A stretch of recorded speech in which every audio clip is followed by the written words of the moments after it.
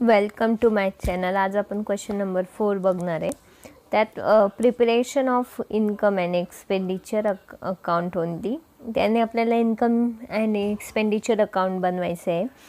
Following is the receipts and payment account of Satara sports club Satara.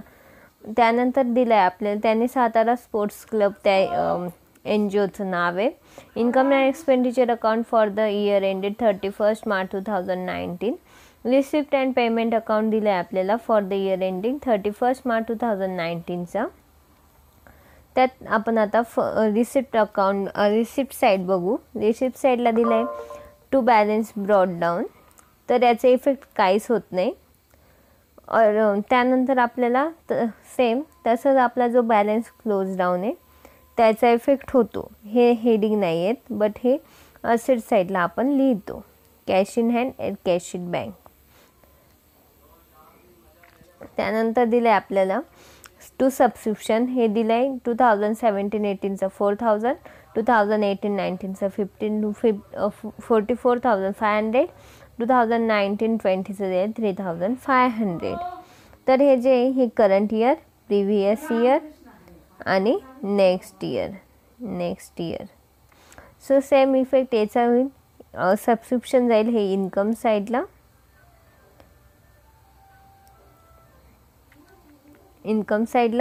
नंतर हे याचा effect जर आपल्याला आउटस्टँडिंग सबस्क्रिप्शन दिलं असतं मागच्या वर्षाचं तर ते आपण लेस केलं असतं, बट ऑलरेडी काहीच दिलं नाही. सो त्याचा अपोजिट मागच्या वेळेस प्रिव्हियस इयरचे सो अपोजिट इफेक्ट होते लायबिलिटी साईडला, बट हा इफेक्ट होणार नाही. ऑलरेडी आपल्याला फक्त income and expenditure account prepare करायचं आहे. त्यानंतर 2019 म्हणजे नेक्स्ट इयरचं दिलं आहे सबस्क्रिप्शन, तर ते जाईल लायबिलिटी साईडला, बट हे इफेक्ट होणार नाही. आपल्याला ऑलरेडी फक्त इन्कम अँड एक्सपेंडिचर अकाउंट बनवायचं आहे. त्यानंतर टू एंट्रान्स फी जाईल. त्यांनी ॲडजस्टमेंटमध्ये दिलेलं आहे खाली, आपण बघून घेऊ. Entrance fee are to be treated as a revenue income. त्यांनी म्हटलं आहे रिव्हेन्यू म्हणजे आपली एक प्रकारची रिव्हेन्यू म्हणजे ते जाईल आपल्याला इन्कम साईडला. जर कॅपिटल म्हटलं असतं तर ते आपल्याला बॅलन्स शीटमध्ये लायबिलिटी साईडला आपण लिहिलं असतं.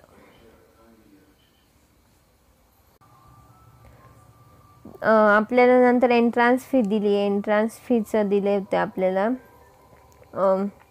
तर ते जाईल इन्कम साईडला. त्यानंतर हे डोनेशन फॉर बिल्डिंग फंड ते जाईल लायबिलिटी साईडला. त्यानंतर इंटरेस्ट जाईल इन्कम साईड, आपली रिव्हेन्यू इन्कम आहे. टू सेल ऑफ फर्निचर, त्यानंतर बुक व्हॅल्यू दिली 8,000 आणि 4,500मध्ये लेस झाली विकली आपण, तर ते 8,000 आपले मायनस 8,000मधून 4,500 लेस होतील. ते अमाऊंट येते 3,500 रुपीज. तर तो आपला लॉस आहे. तर लॉस आहे ना, तर तो आपला जाईल एक्सपेंडिचर साईडला. To loss due to sale of furniture म्हणून 3,500 रुपीज. आता आपण इन्कम साईड बघून घेऊ, पेमेंट साईड.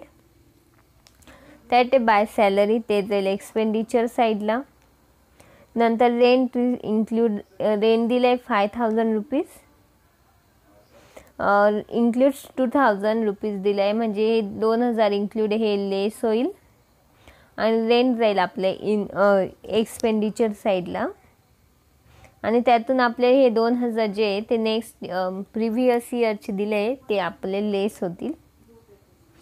त्यानंतर इलेक्ट्रिसिटी चार्जेस दिले ते जाईल आपली एक्सपेंडिचर आहे, एक्सपेन्सेस, तर ते एक्सपेंडिचर साईडला. फिक्स्ड डिपॉझिट आपली असेट आहे.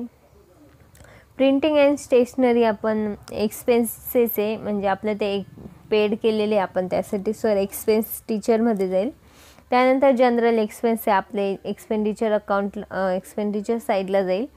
त्यानंतर त्यात म्हटलं आहे जनरल एक्सपेन्समध्ये 5,000 रुपीज पेड केले फॉर नेक्स्ट इयरसाठी, सो ते लेस होतील. त्यानंतर दिलं आहे आपल्याला स्पोर्ट्स मटेरियल परचेस, तर ते आपण स्पोर्ट मटेरियल परचेस हे आपल्याला एक एक्सपेंडिचर अकाउंटला जाईल.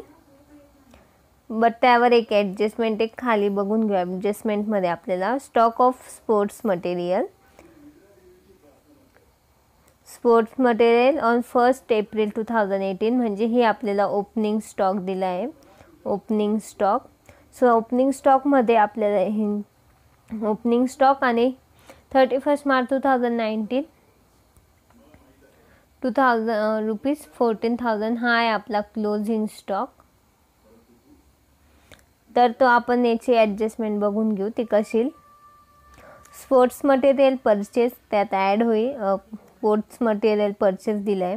सो आपल्याला इथं येईल सुरुवातीला stock of sports material consume account बनेल. त्यात आपला ओपनिंग स्टॉक, त्यानंतर ॲड होईल परचेस अमाऊंट म्हणजे हे 40,000, त्यात लेस होईल क्लोजिंग स्टॉक म्हणजे 14,000. तर त्यानंतर फर्स्ट आता आपण ॲडजस्टमेंट बघून घेऊ. त्यात first outstanding subscription for current year 4,500 तर ते ॲड होईल आणि सेकंड इफेक्ट त्याचा असेट साईडला जाईल. त्यानंतर outstanding rent for current year दिलं आहे तर ते आपलं ॲड होईल आउटस्टँडिंग आणि ते लॅबिलिटी साईडला जाईल. आपण थर्ड आणि फोर्थ ॲडजस्टमेंट बघितली. सो आता आपण सॉल्युशन बघून घेऊ. तर आपण in the books of first heading देतो. त्यात आपण हे लक्षात हे फिक्स आहे 3 लाईन सोडायचे. फर्स्ट लाईनीत आपण लिहितो इन द बुक्स ऑफ जे आपल्या NGOचं नाव असेल ते सातारा स्पोर्ट्स क्लब. नंतर ठिकाण जे आपल्याला प्लेस दिली असेल ती लिहायची. नंतर इन्कम अँड एक्सपेंडिचर लिहायचं. And then last for the year ended जी डेट असेल आपल्याला अकाउंट प्रिपेअर करायची ती डेट लिहायची. डेबिट साईड आणि क्रेडिट साईड लिहायला विसरायचं नाही, ते कंपल्शन लिहायचं. एक्सपेंडिचर साईड आणि इन्कम साईड अमाऊंट कॉलम करायचे.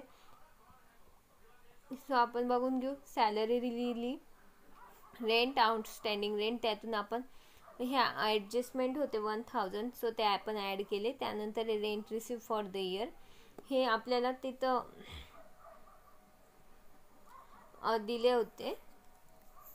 आपल्याला रिसिप्ट अँड पेमेंट साईडलाच ब्रॅकेटमध्ये दिलं होतं सो ते लेस लिहिले. नंतर electricity charges, printing and stationery, general एक्सपेन्समध्ये पण त्यांनी 5,000 पेड म्हटले होते नेक्स्ट इयर सो ते लेस केले. त्यानंतर स्पोर्ट्स कन्झ्युमचे आपण हे एंट्री ॲडजस्टमेंट बघून घ्या. आपण sports material consume opening stock लिहिला 6,000, त्यात ॲड परचेस केलं होतं आपण रिसिप्ट अँड पेमेंट साईडला दिलेले ते ॲड केले आणि त्यातून लेस केले स्टॉक मटेरियल कन्झ्युम. सो आपला तो हे जे बॅलन्स आला तो आला स्पोर्ट मटेरियल कन्झ्युमचा. नंतर आपला फर्निचर विकल्यावर लॉस झाला होता तर तो आपण लॉस लिहून घेतला. Loss due to sale of furniture 8,000 minus 4,500 3,500 आपण आउटसाईडला लिहिले. हे टू सरप्लस जो प्रॉफिट येतो त्याला आपण नाव देतो नेहमी सरप्लस. सो त्याच्यात इन ब्रॅकेट लिहितो excess of income over expenditure म्हणजे आपले इन्कम जे होते ते एक्सपेंडिचरच्या वरती आहे. सो आपल्याला जो आला तो सरप्लस म्हणजेच प्रॉफिट झाला त्यालाच आपण नाव इथे NGO आपल्याला प्रॉफिट होत नाही सो आपल्याला लॉस किंवा प्रॉफिट आपण लिहत नाही त्याला नाव देतो आपण सरप्लस आणि डेफिसिट. सो आपण प्रॉफिट होता सो त्याला नाव दिलं आपण सरप्लस. त्यानंतर आपण इन्कम साईडला लिहिले सबस्क्रिप्शन रिसिव्ड फॉर 2018-19 44,000. त्यानंतर आउटस्टँडिंग सबस्क्रिप्शन करंट इयरचे दिलं होतं ॲडजस्टमेंटमध्ये ते आपण लिहिले 4,500 रुपीज ॲड केले. नंतर एंट्रान्स फी दिलं होतं त्यांनी रिव्हेन्यू इन्कम म्हटलं होतं सो ते आपली इन्कम साईडला आली. अदरवाईज ते आपली लायबिलिटीला गेली असते. बाय इंटरेस्ट लिहिलं 6,000. एक लक्षात ठेवा जर आपल्याला इन्कम असेल म्हणजे रिसिप्ट आणि पेमेंट साईड जर असेल तर रिसिप्ट साईडचे नेहमी लॅबिलिटीला अदरवाईज लॅबिलिटी जाते किंवा इन्कम साईड असते आणि एक्सपेंडिचरला असेल जर पेमेंट साईड असेल तर ते आपले फर्स्ट एक तर एक्सपेंडिचर असेल किंवा मग आपले असेट्स असेल. सो ॲडजस्टमेंट आपण वर्किंग नोट केलं होतं. वर्किंग नोट बघून घ्या. एक लक्षात ठेवायचं पेमेंट असेल, पेमेंट साईडचे इफेक्ट्स एक तर एक्सपेंडिचरला जाईल किंवा एक तर आपले असेट असेल किंवा एक्सपेंडिचर. आणि असे रिसिप्ट साईडचे इफेक्ट्स आपले एक तर लॅबिलिटी किंवा इन्कम. रिव्हेन्यू असेल तर इन्कम, कॅपिटलला असेल तर लॅबिलिटी साईडला.